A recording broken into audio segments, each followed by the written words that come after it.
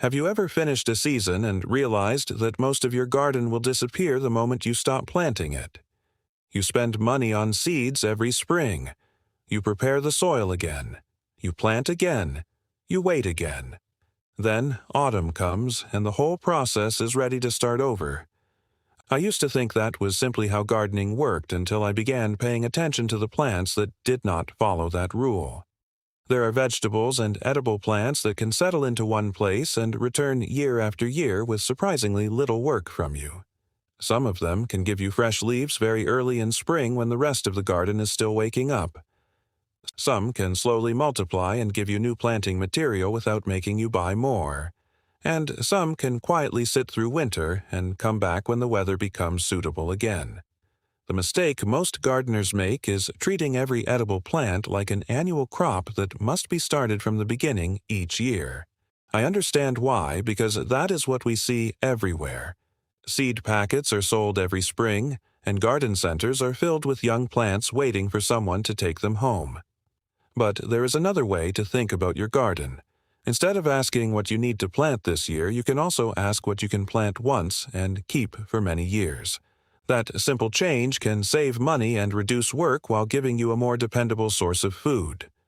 I want to show you several plants that fit this idea, and I especially want to talk about the ones that older gardeners quietly relied on because they were practical and did not demand much attention. One of them can return every spring with fresh leaves that have a sharp, lemony taste.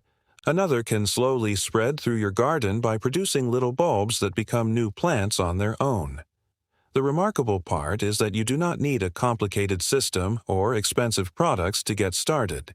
You need the right plant and the right place for it.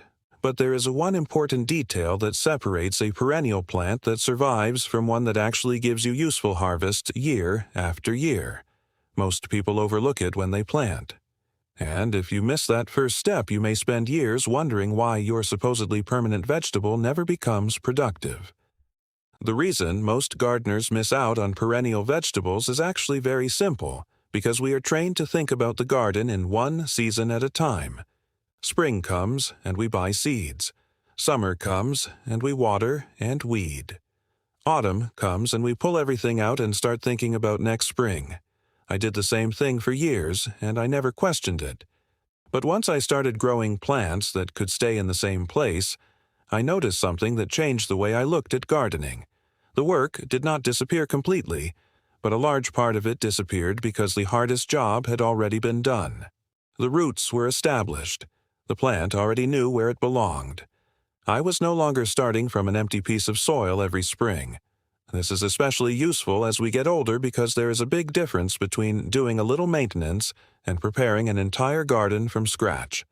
I would rather spend 10 minutes checking an established plant than spend hours digging, sowing, thinning, and waiting for a new crop to become useful. One of the simplest examples is sorrel. It is an old perennial green that can return every spring and provide fresh leaves early in the season. The leaves have a mild lemony flavor and can be used in soups, salads, sauces, and simple meals.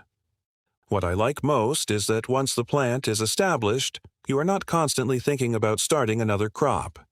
You harvest the outer leaves and leave the center growing. Then it continues producing. The old method is simple. Give the plant a permanent place, keep the soil reasonably fertile, water when needed, and let the roots establish themselves. You do not need to keep buying seed every year just to get a few handfuls of greens.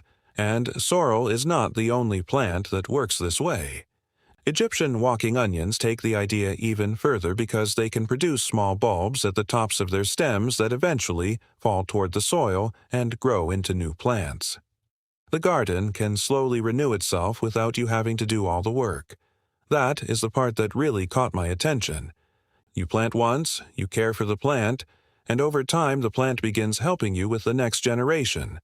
But there is a mistake that can ruin this whole idea before it even begins, and it has nothing to do with fertilizer or watering. It is choosing the wrong place for a plant that you intend to keep for years. I learned this lesson from an older gardener many years ago when he showed me a small patch that looked almost too simple to be useful.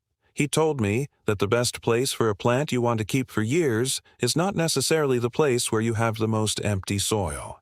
It is the place where you can leave it alone and still give it what it needs. That stayed with me, because perennial plants are different from the vegetables we plant for one season. Once they are established, you're making a long-term decision. So I stopped putting them in the middle of beds that I wanted to dig over every spring. I began giving them their own corners, borders, and containers where they could stay without being disturbed. Sorrel is a good example because it can live in a 5 to 7 gallon container with fertile compost-rich soil that drains well while still holding steady moisture. In cooler areas, it can take full sun, while in hotter places, a little afternoon shade can help. The old habit is simply to keep harvesting the outer leaves and leave the center alone so the plant can continue growing. I also learned that timing matters when you first establish these plants. Getting sorrel settled before late summer gives its roots time to become comfortable before winter, and when spring arrives, you are not starting from a bare patch of soil. You already have a plant waiting there. That is what I like about this approach because the garden begins doing some of the work for you. Egyptian walking onions take that idea even further. Instead of depending on you to collect and sow seed every year, mature plants can produce little bulbs at the tops of their stems. And when those bulbs become heavy, the stems bend toward the ground where the little bulbs can root and form new plants. Over time, a small patch can expand naturally and provide green onions as well as planting material for the future. But there is another perennial vegetable I want you to think about before you decide where to plant anything, because it teaches an even bigger lesson about patience. It does not give you the quickest harvest, but once it is established, it can stay productive for many years. And this is where the idea of planting once and harvesting repeatedly becomes much more valuable than simply saving a few packets of seeds. The first thing I would do is stop thinking about these plants as crops that need to be restarted every spring and start thinking about them as permanent residents of the garden. That sounds like a small change, but it makes a real difference in how you care for them. When I plant sorrel, for example, I do not keep disturbing the roots every time I want to change something nearby. I give it a place where it can stay, and then I simply keep the soil healthy and harvest the leaves in a way that allows the center of the plant to continue growing. The same idea works beautifully with Egyptian walking onions. I like to plant the small top bulbs or divided bulbs rather than starting from seed because they establish more reliably and give me a quicker start. Once they are settled in fertile, well-draining soil, they need surprisingly little attention. I water them when the weather stays dry, and in spring, I add a little compost to the surface instead of digging the whole area over. Then I let nature do part of the work. As the plants mature, they form those little bulbs at the tops of the stems, and eventually the weight causes the stems to bend down toward the soil. Those small bulbs can root and become new plants. That is the old trick that most people never see, because they are busy cutting the plant back or treating it like an ordinary onion. I leave some of those top bulbs alone and let them fall where they want. If a patch becomes crowded after a few seasons, I can divide it and move some bulbs to another container or another part of the garden.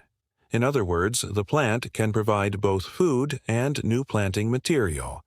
That is where the savings begin to add up.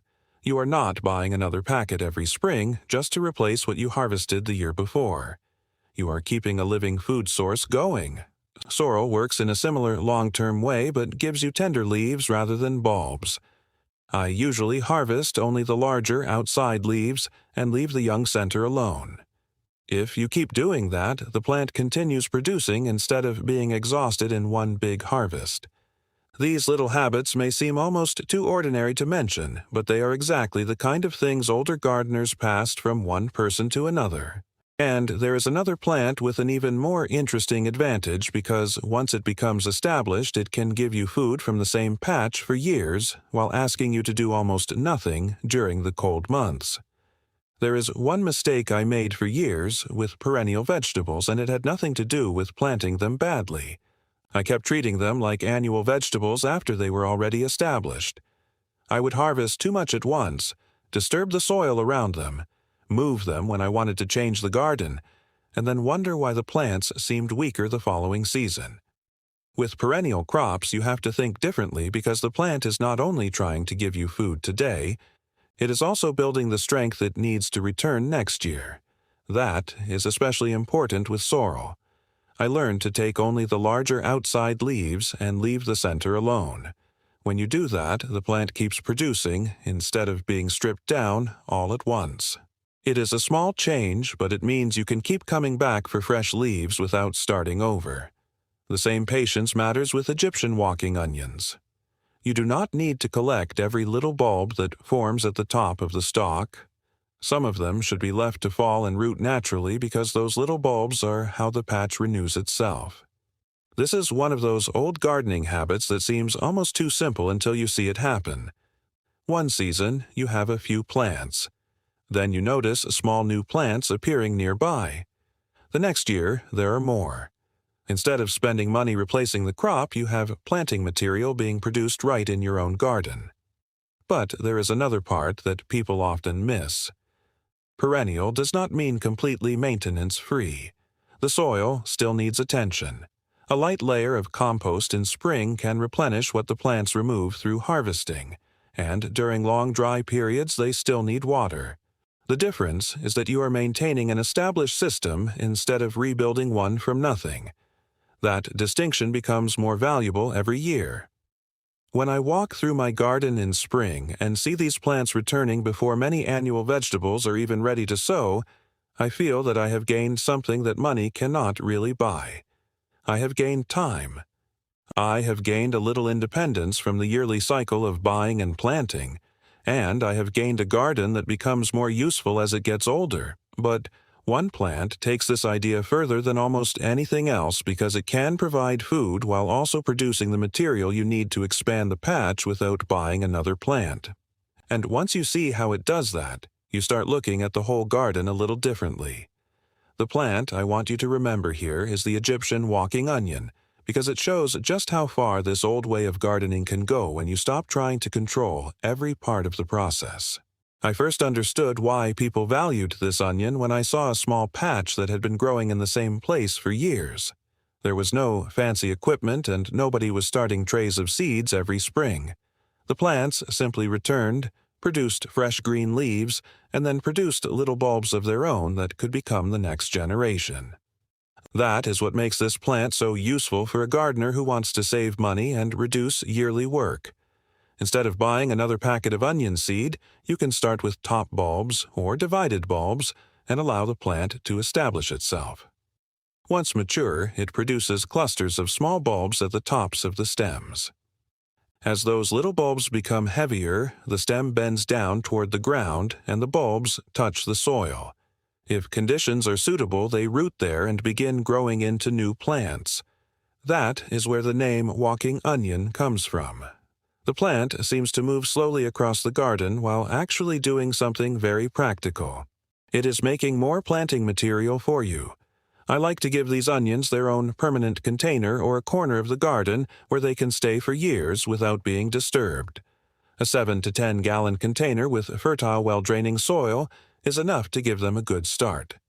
Put it somewhere with plenty of sunlight and water during long, dry periods. Each spring, I would simply add a little compost to the surface instead of digging everything over. That small habit keeps the soil productive without turning the whole area upside down. And when the plants become crowded after a few seasons, you have another opportunity. You can divide the clumps or allow the top bulbs to root naturally and create new plants for free. One established patch can give you green onions for the kitchen, while also giving you the material needed to expand the patch. That is a kind of garden economy I appreciate more as I get older, because the savings are not only in money. They are in time, effort, and unnecessary work. But there is another reason I like perennial plants. They give you food at a time when many annual vegetables have not even started producing yet. And when spring arrives and those first green leaves appear again, you realize that the garden did not really start over. It simply continued where it left off. When I look at my garden now, I think less about what I need to plant next spring and more about what I can keep growing for many years. That change in thinking has saved me money, But more importantly, it has saved me a lot of unnecessary work. A mature sorrel plant can greet me with fresh leaves when many annual vegetables are only beginning to wake up, and a patch of Egyptian walking onions can return each spring while quietly making new planting material for the future. These are not miracle plants, and they do not mean you can forget about the garden completely. They still need a suitable place, reasonable moisture, good soil, and an occasional layer of compost, but that is a very different kind of work from starting everything again every year. For me, the biggest reward is seeing that the same plant can give something back season after season. I can walk outside in early spring, pick a few tender leaves for a meal, and know that I did not have to buy a new packet of seed or prepare a new bed just to get that harvest. Then, as the season continues, I can leave enough of the plant untouched so it can rebuild its strength and prepare for another year. That is the part I think we sometimes forget. A garden does not always have to be a factory where everything is planted, harvested, and removed on a schedule. It can also contain plants that become part of the garden itself. If you are starting this idea for the first time, I would not try to change your whole garden at once. Pick one permanent corner or even one sturdy container and give a perennial edible plant a proper home. Watch how it behaves through the seasons. Learn when it produces the most, how much you actually harvest, and how little work it really needs once established. Then next year you can add another. Before long, you may have a small collection of plants that quietly return while you are busy with tomatoes, beans, and other annual crops. And that is when the real benefit becomes obvious because you are no longer starting every spring from zero. You are building something that becomes more useful with time. I still enjoy planting annual vegetables, but I no longer want my whole food garden to depend on them. There is something satisfying about knowing that a plant you put in the ground years ago can still be there waiting for you when the new season begins. So, tomorrow, take a walk around your garden and look for one place you could make permanent. Start small, keep it simple, and give that plant the chance to stay. Because once you experience the first spring harvest from something you planted years before, you may never look at an empty garden bed the same way again.